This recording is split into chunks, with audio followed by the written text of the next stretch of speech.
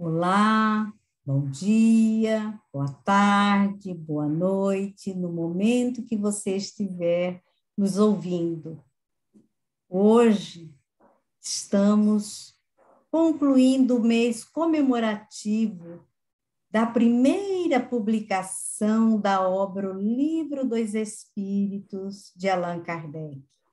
165 anos despertando e iluminando consciências. E para este dia, nós temos dois convidados que nós vamos pedir que se apresentem e que falem da sua instituição, a cidade e algum convite que queira fazer. Então, iniciamos com o nosso Neio. Boa noite, Neio, seja bem-vindo. Boa noite. Meu nome é Neio Lúcio, eu sou um trabalhador da Casa Espírita Grupo Fraterno Joana de Ângeles, estou na área da promoção social espírita e também da Fundação Rachel Stangruber, atuando também na mesma área da promoção social espírita. E como também voluntário, trabalhador federativo da área de atendimento, da área de promoção social espírita também da Federação Espírita do Estado de Mato Grosso. E como profissão, eu sou assistente social e trabalho com egresso do sistema prisional. E estamos aqui para colaborar neste dia. Obrigada, Neio. Fred? Bom, boa noite, Nilbe, boa noite, Neio, meus queridos, boa noite a todos, bom dia, boa tarde, a hora que você estiver ouvindo. Eu sou o Frederico Aires, sou trabalhador da Casa Espírita Lar de Amor, também sou voluntário na Federação Espírita do Estado de Mato Grosso, na área de atendimento espiritual.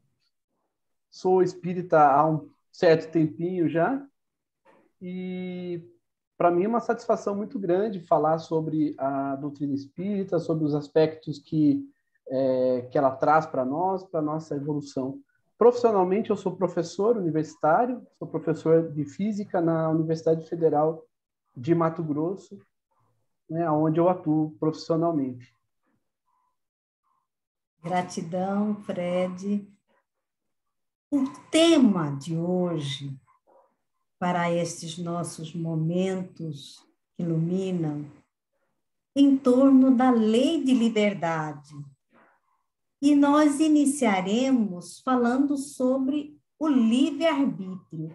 Allan Kardec, na questão 843, ele pergunta aos benfeitores da humanidade: o homem tem livre-arbítrio nos seus atos?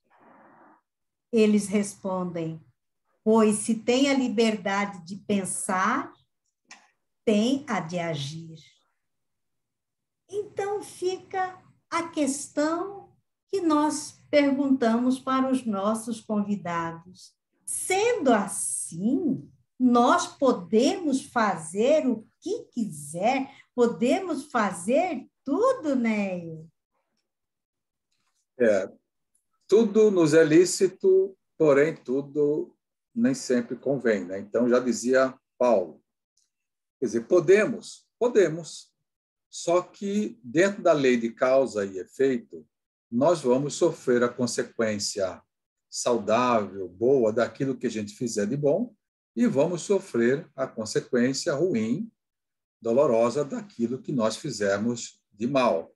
Agora, nesse contexto, é a pessoa que vai sintonizar, que vai construir em si as suas tendências, o seu interesse, é que vai canalizar a sua vontade para fazer as escolhas. E aí o livre-arbítrio, escolher no contexto de vida, no contexto sociofamiliar, no contexto do trabalho, no contexto dos interesses humanos, com o que ela vai se identificar. E aí ela vai lançar mão do livre-arbítrio. Não é, Fred? Eu acho que é por aí, não é? Concordo plenamente, né? Penso da mesma forma também, a doutrina nos apresenta realmente esse aspecto do livre-arbítrio. E pensando no livre-arbítrio também, muitos de nós, muitas das vezes, Nós confundimos com o universo como algo que tudo está determinado, pré-determinado, né? Mas nós somos responsáveis por nossas escolhas. E ao escolher, nós também influenciamos nos destinos, digamos assim, né? Se a gente pode usar essa palavra, mas nós influenciamos também na nossa própria evolução. Então, como o Neio disse, das nossas escolhas depende quem e o que eu serei amanhã. Porque a luz interna que nós podemos ter vai depender das minhas boas ações. Mas se eu não quiser acessar essa luz interna, então eu não vou fazer escolhas ou vou fazer escolhas equivocadas. Então, o livre-arbítrio, ele atua dessa forma, do ponto de vista e do ponto de vista, né, que a gente vê na doutrina espírita. Fred, essa luz interna que você faz referência seria a nossa consciência? Seria um sinalizador de que o que está em sintonia com as leis divinas ou não? Exatamente, Nilbe.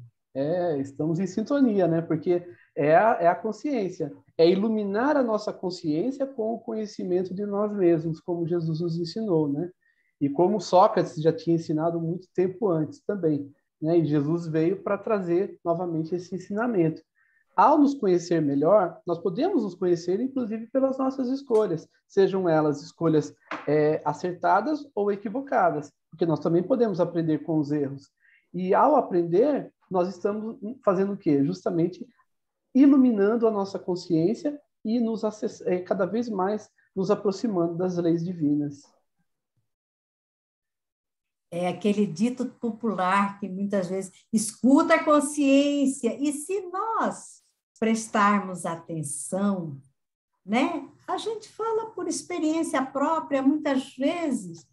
Você pensa em fazer algo, parece que tem uma vozinha lá dentro e que fala: oh, isso não está certo, isso não está nos ensinamentos de Jesus.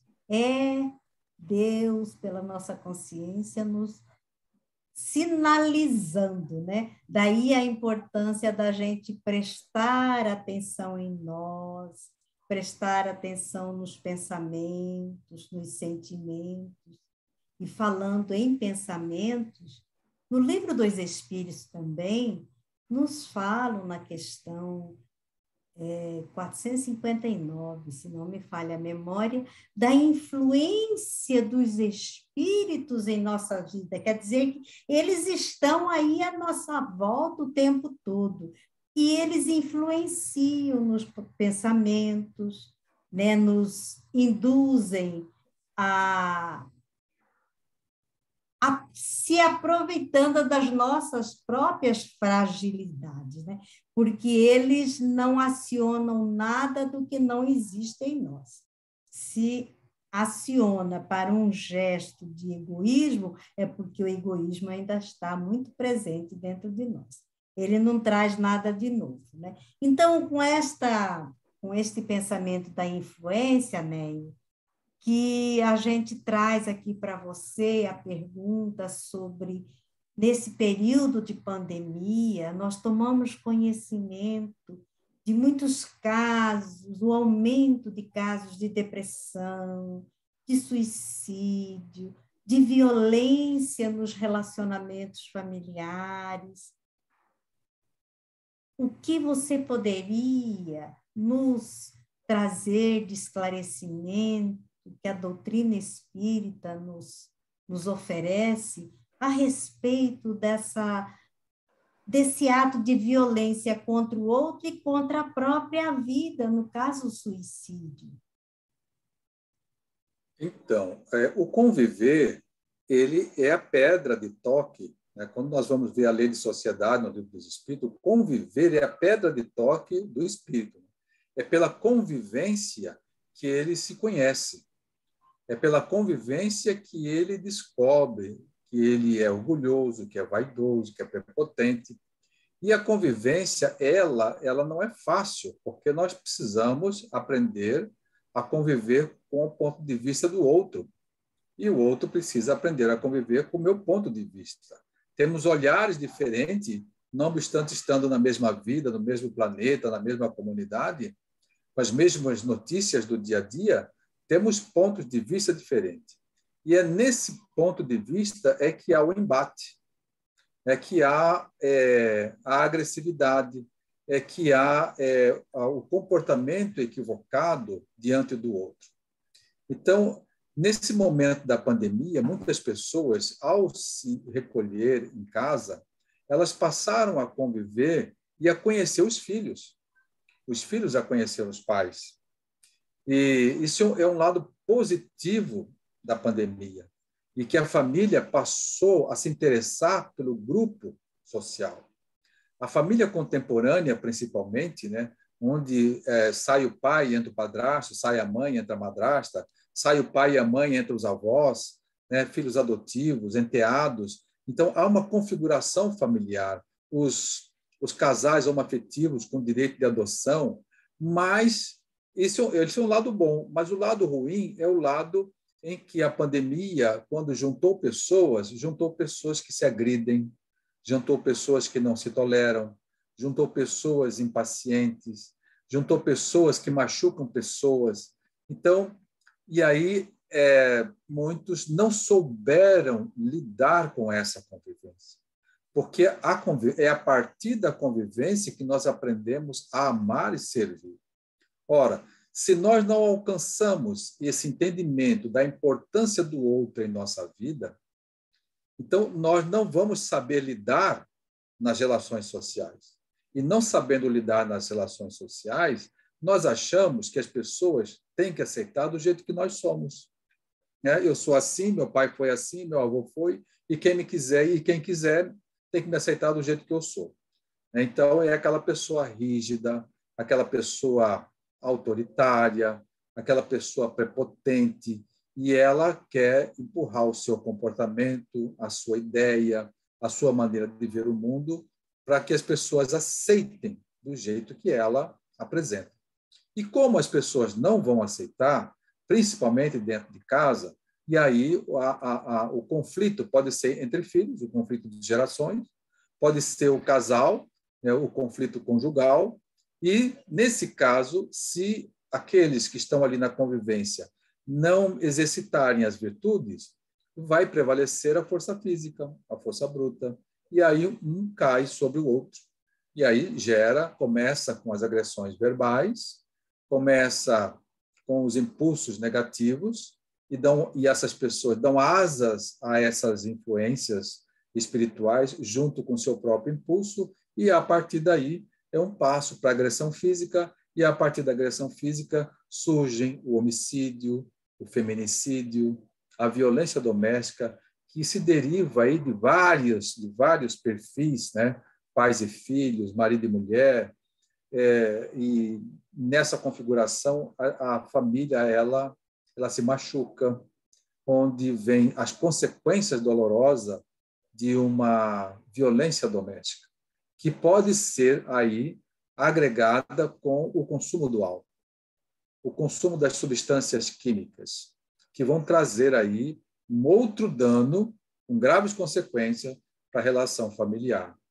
Então, eu vejo que o lado positivo e o lado negativo, e é esse lado negativo que nós precisamos aprender a identificar e aí colocar em prática as nossas virtudes. E é uma receita simples.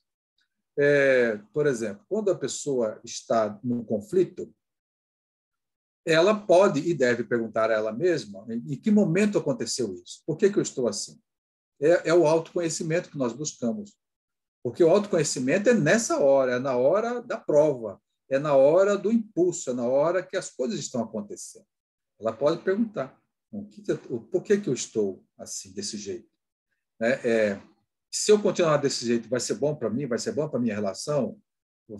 Eu posso machucar alguém? Eu posso evitar isso?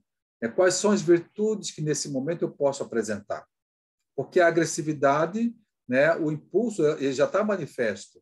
a garganta já está pulsando, a pressão alta, o coração já aumentou o batimento cardíaco, a respiração ofegante, latejando a cabeça, que está prontinho para a defesa, a agressão do animal. Mas aquele momento é o momento de trabalhar a virtude, a paciência, a mansidão, a resignação. Mas aí é importante que a pessoa se pergunte: o que eu posso fazer agora? Como é que eu posso evitar isto? E ela começar a trabalhar no exercício da virtude. É um caminho importante. Podemos falar mais, né? Mas eu vou deixar a oportunidade para o nosso Fred colocar a sua contribuição. Né? Obrigado. Sim, vou voltar um pouquinho só na questão 459, que a Nilbe citou, né, que é: os espíritos influem sobre os nossos pensamentos e as nossas ações. E os espíritos superiores responderam: a esse respeito, sua influência é maior do que credes, porque frequentemente são eles que vos dirigem. Né? Mas aqui tem uma coisa muito interessante, tem uma situação muito interessante na pergunta de Kardec. Quando Kardec pergunta, ele pergunta os espíritos, no geral. Ele não especifica qual tipo de espírito. Ele diz assim: os espíritos influem. E os espíritos superiores, né, sabendo dessa pergunta de Kardec, que era geral mesmo, eles respondem a esse respeito sua influência, mas não diz qual espírito, qual tipo de espírito, qual escala de espírito, qual a evolução do espírito. Por quê? Porque a escolha é nossa. Nós é que escolhemos por qual espírito nós vamos ser influenciados. E como é que nós escolhemos o tipo de espírito que vai nos influenciar? Pelas nossas atitudes, pelas nossas ações, pelas nossas posturas, pela linha dos nossos pensamentos. Então, nesse sentido, nós estamos usando justamente a nossa conversa anterior, que faz parte dessa também, que é sobre o livre-arbítrio, também para fazer uma escolha sobre qual tipo de espírito que nós queremos que nos influencie, que influam sobre os nossos pensamentos e sobre as nossas ações. Porque, então, nós não podemos jogar a responsabilidade para o outro. Não podemos jogar a responsabilidade para os espíritos, nem para o nosso colega, nem... Sempre que nós entramos em um embate, no conjugal, com irmãos ou no trânsito, seja lá o que for, a responsabilidade também é nossa, individual. E aí o Ney falou uma coisa muito interessante, que é essa progressão, né? Até chegar a um ponto em que a gente toma atitudes mais equivocadas, né? E ao tomar atitudes mais equivocadas, o que aconteceu com a gente? Nós nos deixamos evoluir até aquele ponto. Nós nos permitimos evoluir. E quando nós nos deixamos permitir, quando nós nos permitimos essa evolução até esse ponto, né, que a gente chama de ponto que não tem retorno, né, e ele tem retorno. E é isso que é interessante. Não é um ponto que não tem retorno, é um ponto de um desafio, que nós, por conta das nossas invigilâncias, chegamos até esse ponto, né? Que é um ponto de crise emocional, de crise pessoal, de conflitos conjugais, conflitos com os nossos companheiros de jornada, etc., com filhos, tal. Quando nós nos deixamos chegar até esse ponto, nós podemos retornar. E o Ney já deu essa linha, né? Nós podemos, sim, identificando os nossos equívocos, mantendo nossos pensamentos elevados e buscando fazer boas ações. Porém, há um ponto que é depois desse, que é um ponto em que realmente eu já não sei mais o que fazer. É um ponto em que a tristeza ela vem sem eu perceber, e a gente ou vem o conflito, ou vem a crise de pânico, crise de ansiedade, etc. Eu não sou psicólogo, né? Mas a gente vai falar, então, do ponto de vista da doutrina. Chega nesse ponto eu não consigo, eu fico perdido, eu não sei mais o que fazer. Então, o que é que nós podemos fazer? Então, nesse momento, há ainda o que fazer. Bom, primeira coisa é buscar os profissionais da área de saúde. Isso sem dúvida nenhuma. Procurar psiquiatra, procurar o psicólogo, procurar os médicos, enfim, para que a gente possa fazer uma recuperação física. Então, nós precisamos desse suporte. E o que é que a doutrina espírita nos apresenta também? Ela nos apresenta também algo que nós podemos usar para nos recuperar, mas aí espiritualmente. Os médicos, os psicólogos nos auxiliam na recuperação física, na recuperação emocional e a recuperação espiritual. Quem é que vai nos ajudar? Então, aí é que entra o aspecto religioso, que é a fé, a tomada de consciência, a nos aproximarmos das leis divinas cada vez mais por meio de boas ações, caridade, uma caridade legítima, em que nós vamos para nos ajudar primeiro também, para ajudar o próximo. E assim nós vamos, pela laborterapia e pela terapêutica espírita, encontrando o caminho. Agora, é muito importante confiar, não só ter fé, porque, aliás, não só ter fé, não só confiar, mas ter fé.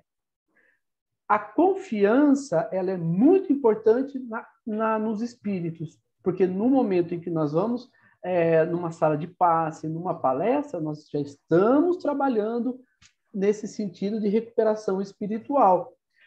Agora, estabelecer a fé é nos ligar com o divino.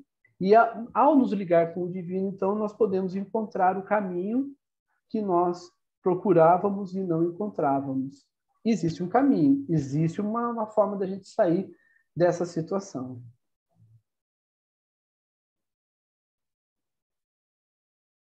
A oração sempre é um caminho, né, Fred, né, Neio, para esses momentos de influências, que nós falamos tanto da questão da influência, quando vem aqueles pensamentos, aquela tristeza que se estende, aquela melancolia. Inclusive, nós deixamos aqui uma sugestão, se você gostaria de aprofundar sobre a melancolia, no Evangelho segundo o Espiritismo, ali Allan Kardec narra, ele esclarece sobre a melancolia, porque se a pessoa vai se deixando levar, aquela tristeza, e aí pela lei de afinidade, muitas vezes aproximam aqueles que também estão nesse estado depressivo, e pode até começar a surgir aquela ideia do suicídio, né? Então, é isso que nós perguntamos para o nosso Neio. Para essas pessoas com ideia suicida, Neio, que orientações podemos trazer, ofertar a eles? É possível para os familiares, aqueles que estão à volta, perceber, tem algum sinal que essas pessoas apresentam para que se identifique e fique mais alerta, atento? É verdade. Existem os sinais e eles podem ser identificados tanto pela pessoa, né, pelo indivíduo, como pode ser identificado pelo grupo familiar, né? Grupo familiar, grupo de amigos, grupo de trabalho, grupo religioso.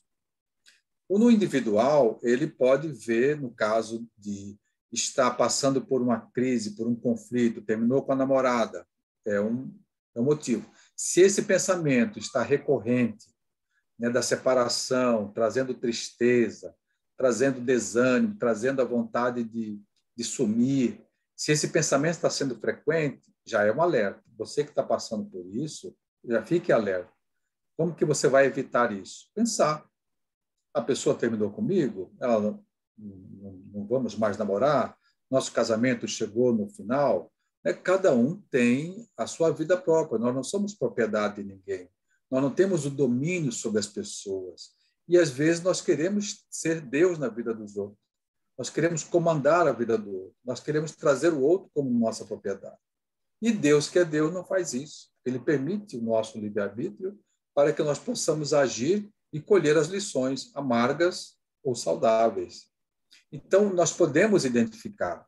Então, quando estivermos passando por alguma experiência, por exemplo, você foi traído por um amigo que adulterou um documento, que a culpa caiu sobre você.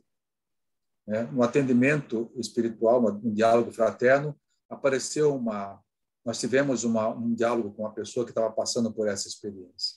Agora eu vou me rebelar, eu vou morrer ou eu vou matar? Eu vou me revoltar? Então, como é que eu vou lidar com isso? A pessoa tem, hoje nós temos outros recursos de lidar com isso, porque nós temos a justiça, nós temos, se for uma situação com difícil de comprovação, nós vamos passar por uma prova, essa prova pode durar 5, 10, 15, 20 anos, e aí nós precisamos aprender a conviver com os erros das pessoas. Nós precisamos vivenciar as experiências. Essa é uma fase adulta.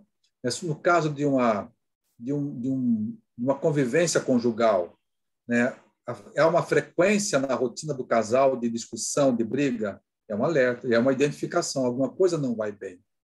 E muitos casais, nesse momento, em que estão se distanciando e um alimenta a paixão, a posse pelo outro, ciumento, o risco dela é de matar ou suicidar. Então, a pessoa que está vivenciando isso, ela já tem um sinal. Epa, isso está sendo recorrente, está sendo frequente, E pode ser percebido pela outra pessoa. Olha, fulano, você ultimamente está sendo muito agressivo, o seu comportamento tem mudado, você tem ficado mais alterado, mais alterada. Vamos procurar ajuda, vamos procurar um profissional da área da psicologia, da psiquiatria, um terapeuta. Nós vamos buscar a religião. E aí, lógico, o evangelho no lar, a oração. E muito mais que isso, nós temos também aí no capítulo 6 do Evangelho segundo o Espiritismo, o Cristo Consolador, quando ele diz, vinde a mim todos vós que estáis sobrecarregados, aflitos e sobrecarregados, que eu vos aliviarei. E ele cita que o alívio é do fardo leve e do jugo suave. E que ele traduz esse fardo leve e o jugo suave com a interpretação das suas leis. E as suas leis estão escritas na consciência. E a maneira de acessar essas leis na consciência é trabalhar as virtudes. E a maneira de trabalhar a virtude é o momento do conflito, da crise, do desafio, porque aí é que nós vamos colocar presente a virtude. Então, é nesse momento, mas aí nós precisamos buscar o conheça-te a ti mesmo. Buscar esse autoconhecimento para fazer a identificação desses acontecimentos. Agora, no coletivo, como é que o coletivo pode perceber? Porque muitas pessoas que estão passando o seu desafio, elas estão sozinhas no meio da família. Elas estão sozinhas no meio da multidão. Ela está sozinha no grupo de trabalho. Aconteceu alguma coisa e ela não consegue identificar num desses grupos a válvula de escape, uma pessoa que possa oferecer um ombro amigo para que ela possa desabafar, trocar uma ideia, ligar para alguém, falar, colocar aquilo para fora. E essas pessoas, quando elas não conseguem, elas vão mudando de comportamento. E a família pode identificar o filho que está triste, o filho que não beija mais o pai, beija a mãe, ele interrompeu aqueles dias, o quarto só fica fechado, não aparece com mais frequência, há o isolamento, há um comportamento que foge à rotina do que era. Se os pais estiverem presentes na vida dos filhos, os pais vão identificar. O amigo que mudou de comportamento, que tinha uma rotina de afabilidade, de companheirismo, de diálogo, de presença, e ele não está agindo daquele jeito, se nós tivermos uma amizade mesmo aconchegante, nós vamos falar, pá, meu amigo, a minha amiga não está bem. E vai ao encontro desse amigo. Não deixa, não, ele é assim mesmo, às vezes está de lua. Não é isso, gente. Quando identificar, vamos fazer uma leitura para estarmos mais presentes, com mais rapidez, com mais agilidade, porque um suicídio pode estar a caminho de acontecer quando nós ignoramos os sinais. Porque a criança dá o sinal. A criança, ela se entristece. A criança mais ainda. Ela se entristece, ela se isola, ela chora, ela fica mais sensível. E os pais presentes vão identificar.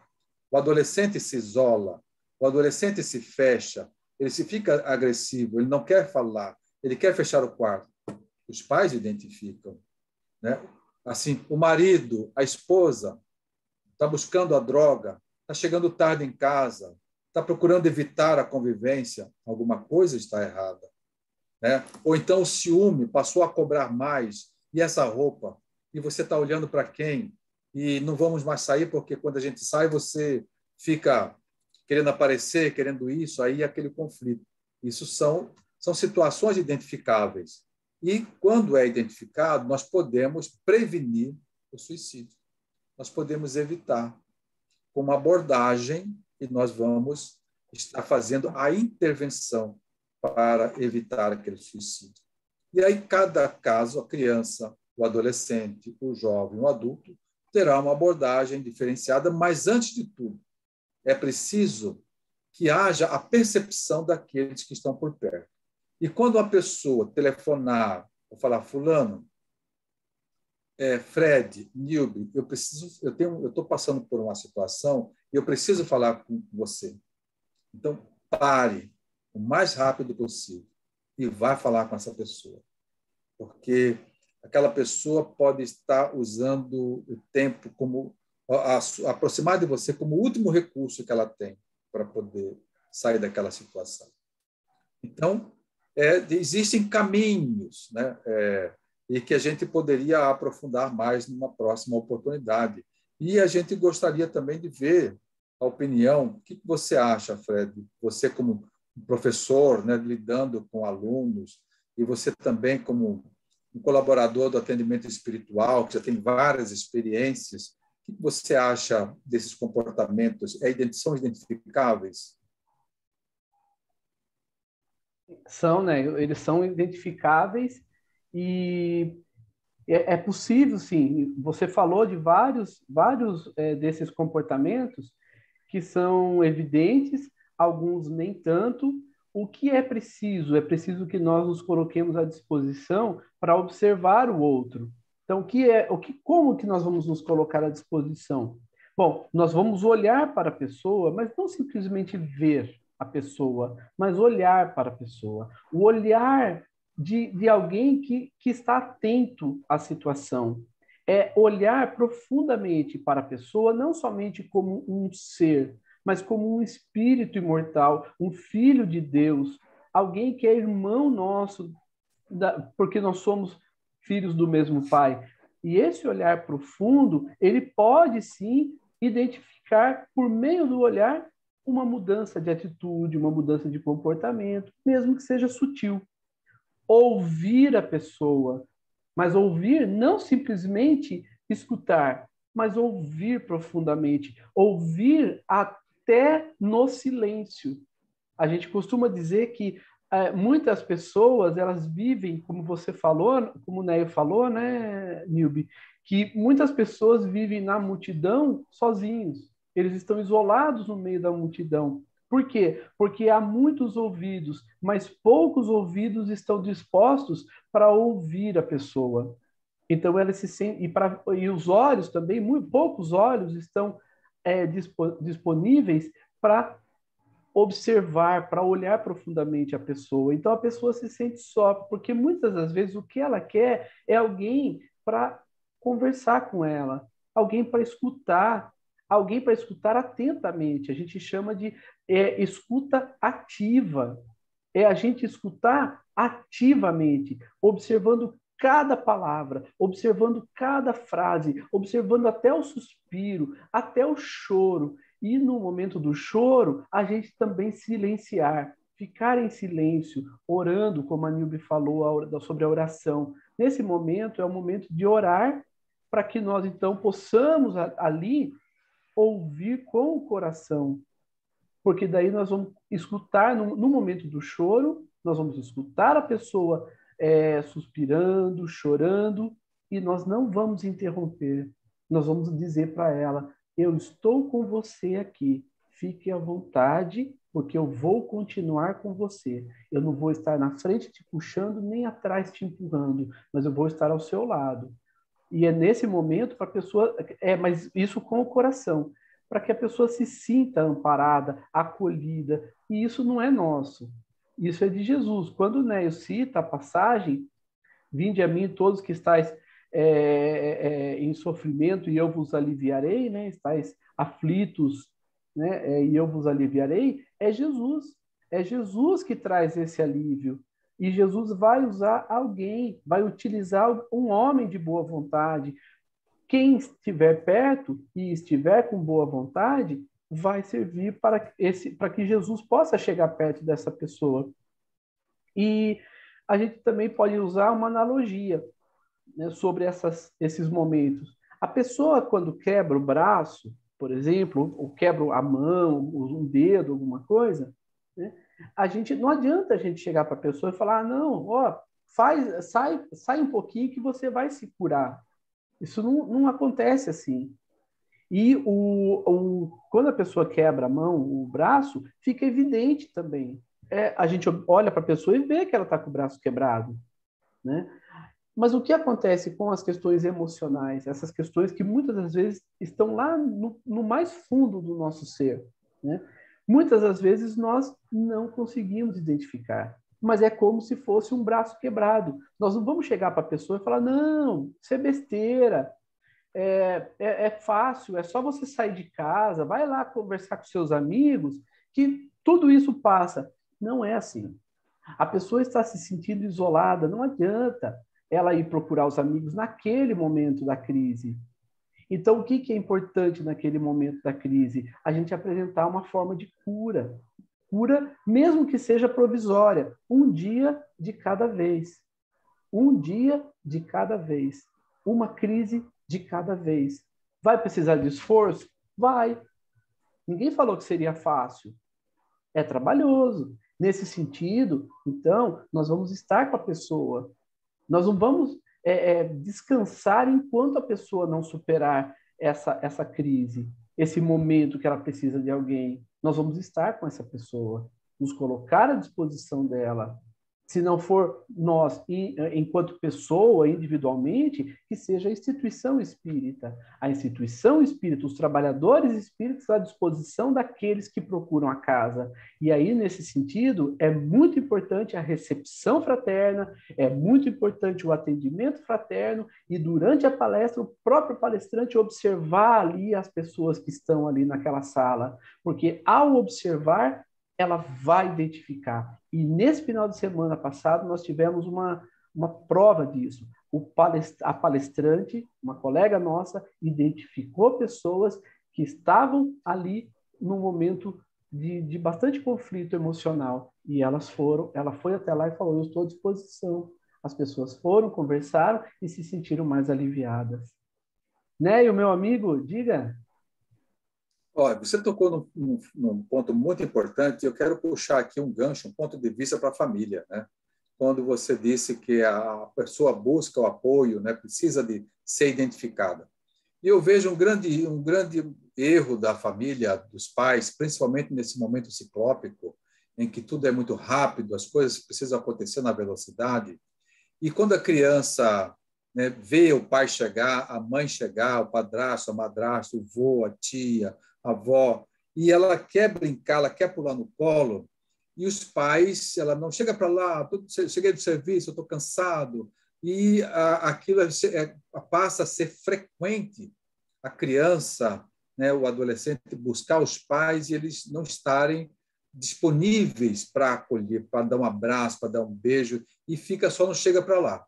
E quando tem um tempo, né, muitos justificam assim: eu tenho o direito de ser feliz, eu quero viver. Aí quer sair para tomar uma cerveja, quer jogar um futebol, quer ligar a TV para assistir um futebol, quer... Então sai da convivência, sai aquela criança que quer colo, que quer falar, que quer beijar, que quer abraçar, ela vai sendo rejeitada. Muitos pais até nem percebem isso, né? Mas ela vai sendo negligenciada. desrespeitada, desconsiderada. E nesse movimento, os pais também não percebem que estão terceirizando essas crianças para outros espaços. E elas vão se apoiar no Google. Não pergunta mais para o pai e para a mãe. Não pergunta mais para o avô ou para o tio. Vai lá e consulta. Do jeito ela acessa o computador. Vai buscar no celular. Ela escolhe youtuber para seguir. Pode ser um bom youtuber, mas pode não ser. Né? Porque nós temos muito caso de youtuber, de crianças seguindo outros que se suicidaram, que se enforcaram, que se mataram, que pularam nos lagos, que se afogaram. Então, quando os pais negligenciam e não têm o tempo para você, chega para lá, eles estão empurrando aquela criança, aquele jovem, para outros espaços. E isso tem tudo para não dar certo. É importante que pai e mãe que tem filho precisa executar, fazer, realizar o papel de pai e mãe. Fale para sua criança, sempre que tiver oportunidade. Quando precisar, o papai e mamãe estão prontos para te ouvir. Venha conversar com o papai, venha conversar com a mamãe, venha conversar com a tia, venha conversar com o tio, venha conversar com a avó. Fale para sua criança. Fale para o adolescente, olha, venha conversar comigo. Você brigou com a namorada? Olha, você não é dono dela. Ela não é sua propriedade. Então, você precisa se cuidar. Você precisa amar você antes de merecer o sentimento, a amorosidade dela. Aí você está presente. E quando você vê que há um isolamento, um distanciamento por parte do outro, eu trago uma experiência aqui que deu certo. Né? Eu fiz uma experiência com meu filho. Eu sentava na cama quando ele estava dormindo, né? Ou naquela sonolência, começando a dormir, e que não havia possibilidade de uma reação mais agressiva, né? Porque quando eu pegava ele numa hora inoportuna, né? E ele já me barrava com uma certa rispidez. Então, eu aprendi. Durante o sono, eu sentava do lado e levemente passava a mão na cabeça dele, no ombro. Meu filho, você é um menino do bem, você é uma pessoa do bem, você é uma alma querida, papai e mamãe gostam muito de você, você precisa ter mais calma. E fala assim uma coisa, a gente não deve estender muito com adolescente, com pré-adolescente, não, deve ser meio rápido, mas com amorosidade. Vai lá, fala, olha, estou com você, conte comigo, né, o que aconteceu não podia ter acontecido, se eu exagerei, peço desculpa, né, e eu espero que você supere essa situação. E você vai conversando ali, que pode ser à noite, né, quando ele se entrega ao sono, ou pode ser pela manhã. Você levanta mais cedo, entra no quarto dele e faz a mesma coisa e faça uma prece. Faça um diálogo ali, só você, falando que você gosta, que você o ama, que ele é uma pessoa boa, que ele é do bem. Então, aí, essa vai, e quando sair para trabalhar, dê um beijo na criança, dê um beijo no jovem, vai lá, passa a mão na cabeça, faz uma massagem no pé, sabe? Mesmo que esteja em conflito, né? Porque é isso que vai quebrar. E é assim, e dou mais uma receita também. Aqueles que estão passando por situações que não estão conseguindo controlar, abram a página de uma leitura de mensagem positiva de manhã, à tarde e uma à noite. Preencha seu tempo. Faça alguma coisa.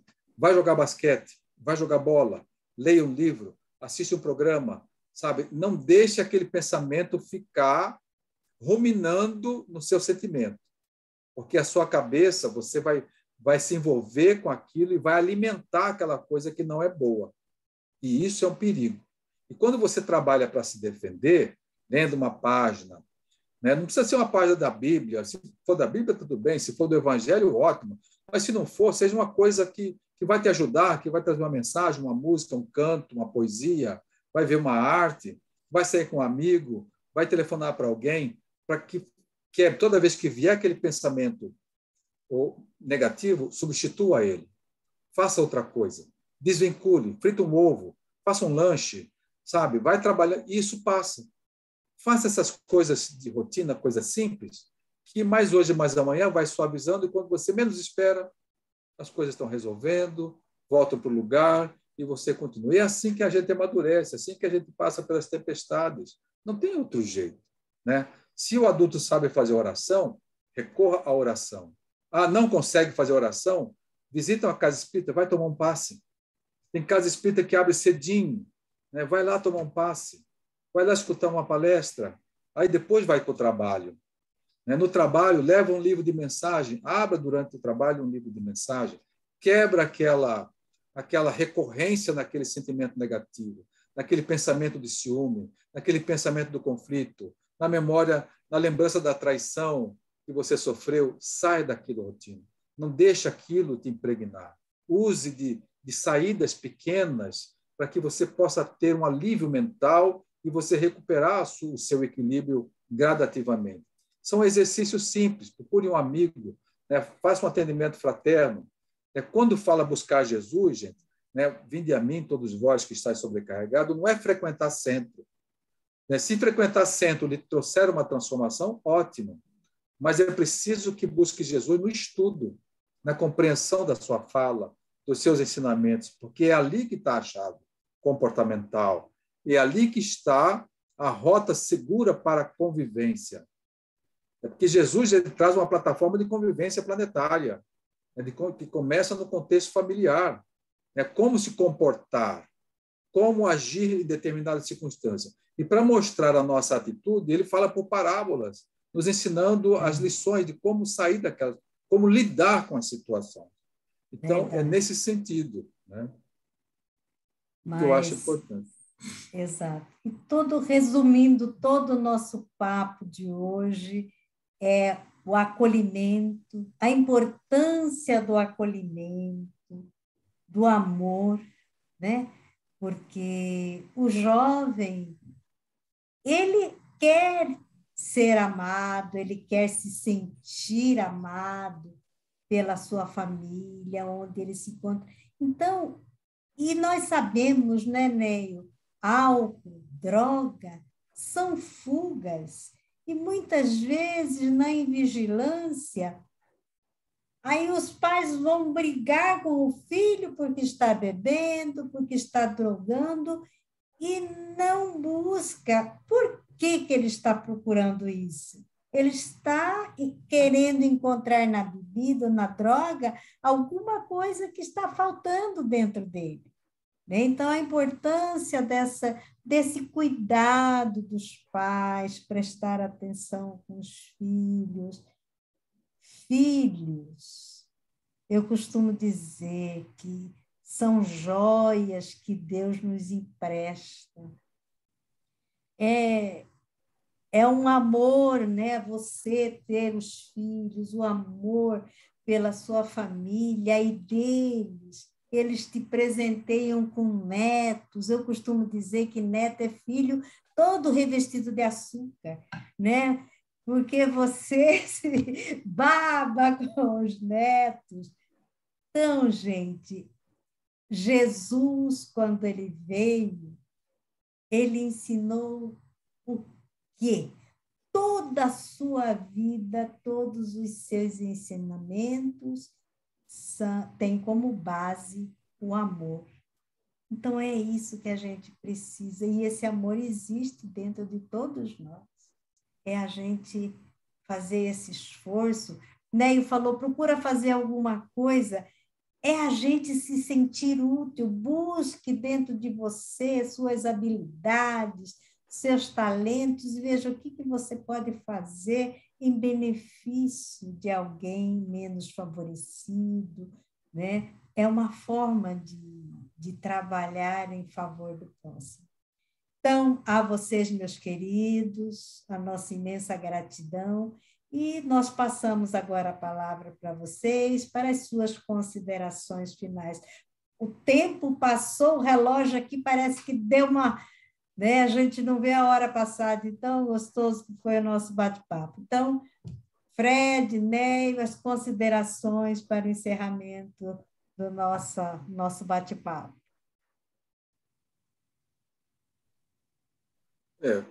Bom, eu gostaria, Nilbe, de voltar a falar sobre o suicídio em outros aspectos, né? Em outro momento, E eu vejo que é muito importante a família conhecer o planejamento familiar, um contrato social que nós fizemos com aquelas pessoas que vêm como perfil de filho, perfil de esposo, de mulher, de vó, são aqueles espíritos que vêm no contexto sociofamiliar e nesse grupo de aprendizado. Então, eu gostaria de fazer essa abordagem para que as famílias pudessem começar a educar o espírito imortal, não educar o homem para ter, para estudar, para viver no mundo, onde a porta é o berço e o término é o túmulo, mas é o espírito antes do berço e depois do túmulo.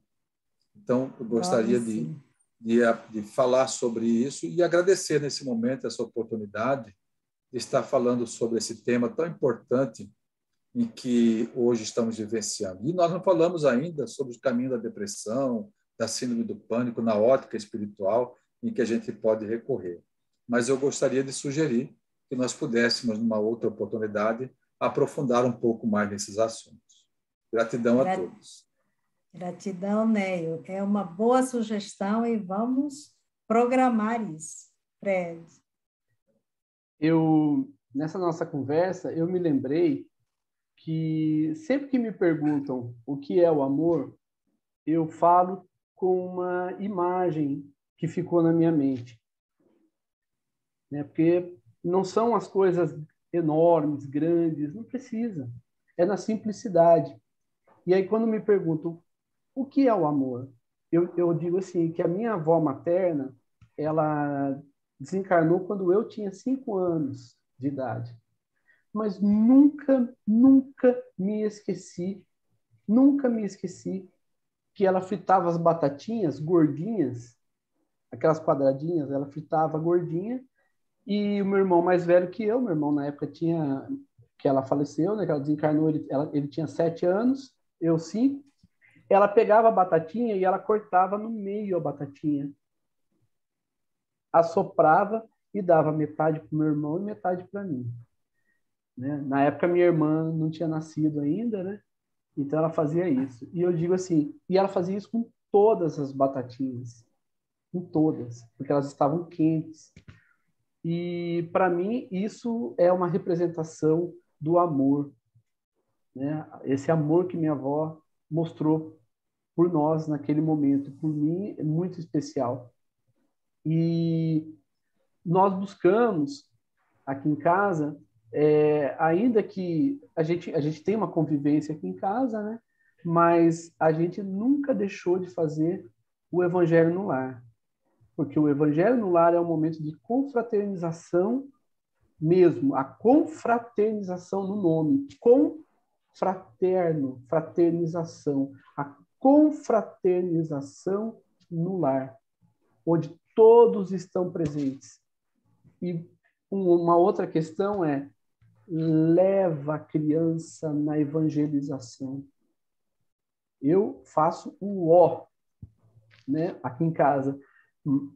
Mas, assim, é muito importante a evangelização, porque aí a criança começa, desde cedo, a ter esse contato com a sua religiosidade, a ter esse contato com Deus, a ter o contato com Jesus. Então, porque em alguns momentos, ou melhor, em todos os momentos, é ali que nós vamos nos deparar, né, com a nossa religiosidade.